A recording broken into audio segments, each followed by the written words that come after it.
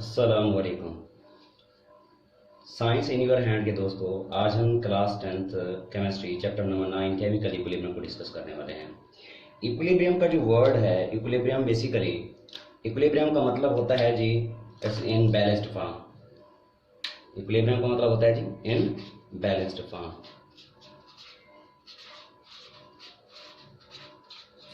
इन balance form.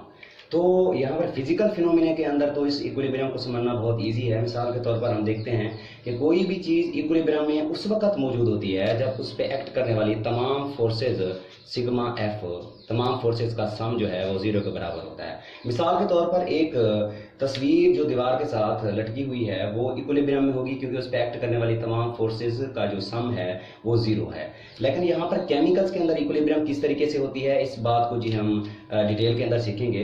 इससे पहले हमें एक छोटे से केमिकल एक इक्वेशन को सपोज करना पड़ेगा। सपोज करें कि हमारे पास एक इक्वेशन है A + B रिएक्ट करके C + D बना रहे हैं। तो यहाँ पर जो है कुछ टर्म्स को पहले दिमाग में हमें लाना पड़ेगा, समझना पड़ेगा कि केमिकल इक्विलिब्रियम किस तरीके से स्टैब्लिश होता है। चलें जी दोस्तों, सबसे पहले जी reactants.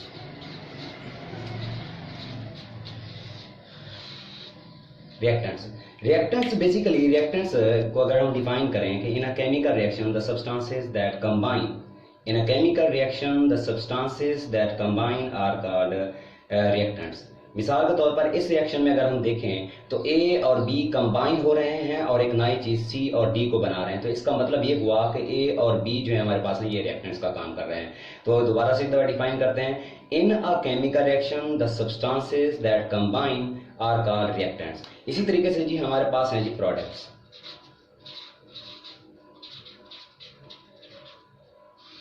In a chemical reaction the new substances formed, इसकी डेफिनेशन ये है कि in a chemical reaction the new substances formed are called products. मिसाल के तौर पर इस रिएक्शन के अंदर C और D न्यू सब्सटेंसेस बन रही हैं, इस वजह से इसको हम कहते हैं जी कि C और D क्या हैं, ये प्रोडक्ट्स का हैं। और यहाँ पर रिएक्टेंट्स कौन कौन से हो गए जी, A एंड B, और हमारे पास जो प्रोडक्ट्स हैं वो क्या हैं, C और D, ये हैं हमारे पास जी प्रोडक्ट। इसके बाद ही हम डिस्कस करते हैं टाइप्स ऑफ रिएक्शंस को।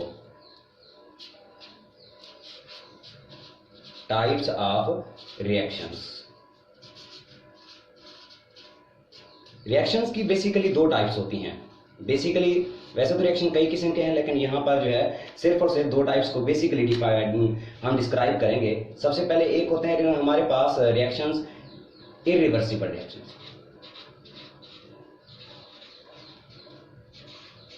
Irreversible reactions.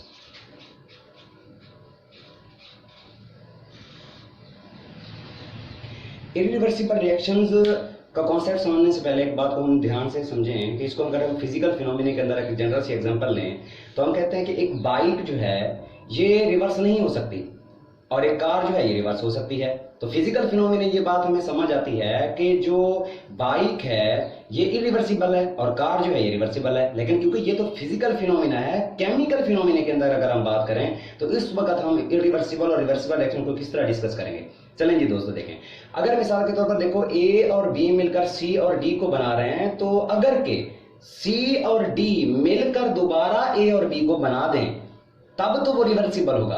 अगर के C और D मिलकर A और B को नहीं बनाते तो इरिवर्सिबल है। अगर इसको दूसरे लफ्जों में बात करें तो अगर के प्रोडक्ट्स C और D दोबारा से रिएक्ट करके रिएक्टेंट्स को A और B को बनाते हैं तब वो रिवर्सिबल है, अगर नहीं बनाते तो इरिवर्सिबल। चलिए जी इसकी डेफिनेशन पढ़ते हैं। तो हम कहेंगे कि the reactions in which products can not recombine to form reactants, जिसमें प्रोडक्ट्स दोबारा से रिकम्बाइन नहीं होते रिएक्टेंट्स को बनाने के लिए, ऐसे रिएक्शंस को हम इरिवर्सिबल रिएक्शंस कहते हैं। मतलब ये है कि C और D दोबारा मिलकर A और B को नहीं बना सकते। तो हम यहां पर लिख भी लेते हैं, products can not recombine, products can not recombine, कि प्रोडक्ट्स दोबारा से रिकम्बाइन नहीं हो सकते। जिस वक्त प्रोडक्ट्स दोबारा से हाँ जी, products can not recombine to form reactants, to form reactants, यानी कि प्रोडक्ट दोबारा से रिएक्ट करके रिएक्टेंट्स को नहीं बना सकते। इसके जी 4 हमने पॉइंट्स पढ़ने हैं। पहला पॉइंट ये था डेफिनेशन। इसकी दूसरी जो कैरेक्टरिस्टिक्स है, इसका जो दूसरा पॉइंट है ये है कि these are suppose to be completed. इनको कंप्लीट सपोज किया जाता है, सपोज टू बी कंप्लीट, इनको कंप्लीट तस्वर किया जाता है। वो इसलिए कि देखें ए और बी ने मिलकर सी और डी को बना दिया, बस बात खत्म हो गई। अब सी और डी वापस नहीं आ सकते क्योंकि ये इरिवर्सिबल है, इसलिए these are suppose to be complete. इसके बाद जी हमारे पास इसका तीसरा पॉइंट आता है कि these are represented by putting a single arrow, these are represented by putting a single arrow between reactants and products। Reactants और प्रोडक्ट्स के दरमियान में सिंगल एरो लगा के इसको रिप्रेजेंट किया जा सकता है। और एक बात कि इसका जो एरो का हेड है वो प्रोडक्ट की जानिब होता है और इसकी जो टेल है वो रिएक्टेंट्स की जानिब होती है। इसके साथ जी चौथी बात है हमारे पास इसकी जी एग्जांपल। मिसाल के तौर पर जिस वक्त हाइड्रोजन गैस और प्लस ऑक्सीजन गैस आपस में रिएक्ट करते हैं तो इससे हमारे पास जनाब आला वाटर बनता है। 2 हाइड्रोजन यानी कि 2 2 4 और ये हाइड्रोजन कंप्लीट हो गया जी, हमारे पास ऑक्सीजन। ये होता है जी in the presence of PT, मतलब प्लेटिनम, पीटी फॉर प्लेटिनम, और साथ में हीट। ये इस कंडीशन के दौरान इरिवर्सिबल है, मतलब अगर यही कंडीशन दोबारा से लाई जाए तो ये वापस नहीं आ सकता। हाँ, इससे मजीद अगर कंडीशन लाई जाए तो वाटर को हाइड्रोलाइज किया जा सकता है, वाटर को जो है तोड़ा जा सकता है, लेकिन उसमें यही कंडीशंस शामिल नहीं होंगी। ये था जी इरिवर्सिबल रिएक्शन के बारे में। अब हम नेक्स्ट बात करते हैं जी रिवर्सिबल रिएक्शन। सेकंड हमारे पास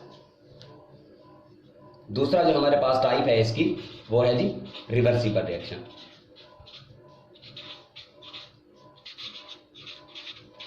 रिवर्सिबल रिएक्शन, रिवर्सिबल रिएक्शन जैसे मैंने अभी बात की थी कि अगर प्रोडक्ट दोबारा से रिएक्ट करके रिएक्टेंट को बना देते हैं तब हम उसको जो है रिवर्सिबल कहेंगे। अब यहाँ पर वही दोबारा से डेफिनेशन देखें, सेम वाली डेफिनेशन है, इसमें कोई चेंजिंग ज्यादा नहीं है। यहाँ पर देखें प्रोडक्ट्स कैन नॉट रिकम्बाइन था, इधर है जी रिवर्सिबल के अंदर है प्रोडक्ट्स कैन रिकम्बाइन।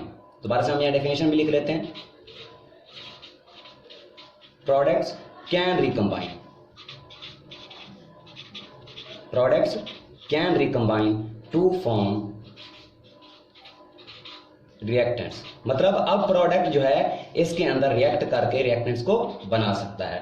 अब दूसरी बात, इसकी दूसरी खसूसियात या दूसरी जो पॉइंट है इसका ये है कि these never go to completion, ये कभी कंप्लीट नहीं होते। नेवर गो टू कंप्लीशन, ये कभी भी कंप्लीट नहीं होंगे।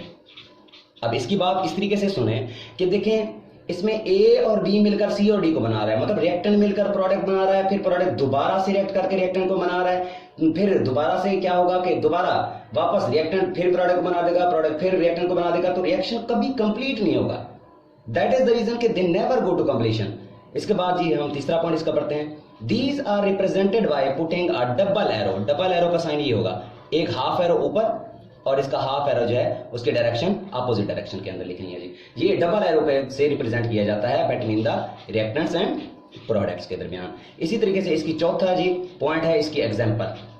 एग्जांपल इसकी ये है कि जिसके बाद hydrogen gas plus iodine gas को आपस में रिएक्ट करवाया जाता है तो इससे जी हमारे पास हाइड्रोजन आयोडाइड बन जाती है, हाइड्रोजन आयोडाइड बन जाती है। ये जो है जी हमारे पास रिवर्सिबल और इरिवर्सिबल रिएक्शन का कॉन्सेप्ट। लेकिन अभी तक भी हमारे पास जो है केमिकल इक्विलिब्रियम को समझने के लिए अभी मवाद पूरा नहीं है। तो फिलवकत के लिए इरिवर्सिबल रिएक्शन, नेक्स्ट लेक्चर के अंदर इंशाअल्लाह अज़ीज़ आपको रिवर्सिबल रिएक्शन के एग्जांपल्स और साथ में जो है केमिकल इक्विलिब्रियम की डेफिनेशन समझने को मिलेगी। ठीक है जी दोस्तों, जज़ाकल्लाह।